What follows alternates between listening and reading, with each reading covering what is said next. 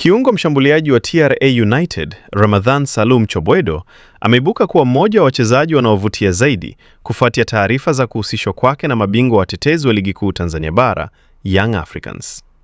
Kwa mujibu wa taarifa kutoka ndani ya Yanga zinasema, wiki iliyopita uongozi wa Young Africans uliingia katika mazungumzo ya awali na mchezaji huyo kwa lengo la kuimarisha kikosi chao, hususan katika eneo la kiungo mshambuliaji ambalo limekuwa likihitaji kuongeza ubunifu na nguvu mpya kuelekea msimu ujao wa mashindano ya ndani na kimataifa.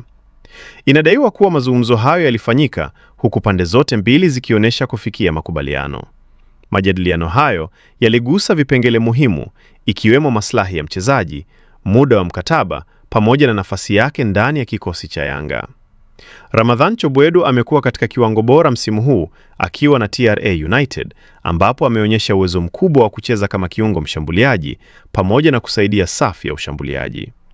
Ubunifu wake uwanjani, uwezo wa kupiga pasi za mwisho, kufunga mabao pamoja na kusoma mchezo kwa haraka vimemfanya kuwa mmoja wa wachezaji wanaofuatiliwa kwa karibu na klabu mbalimbali kubwa nchini.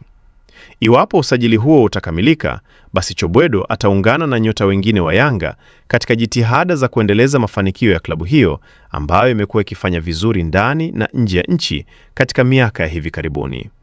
Ujio wake unaweza kuwa nyongeza muhimu katika kuongeza ushindani wa ndani ya kikosi pamoja na kuipa timu chaguo zaidi katika safu ya ushambuliaji. Taarifa zaidi, usiache kusubscribe chaneli yetu ya Usajili Wetu, uwe wa kwanza kupata taarifa zote za kimichezo. Pia, tunapatikana kwenye mitandao yote ya kijamii, Facebook, Instagram, TikTok, pamoja na Twitter kwa jina la Usajili Wetu. Jina langu ni Shabi Graphics.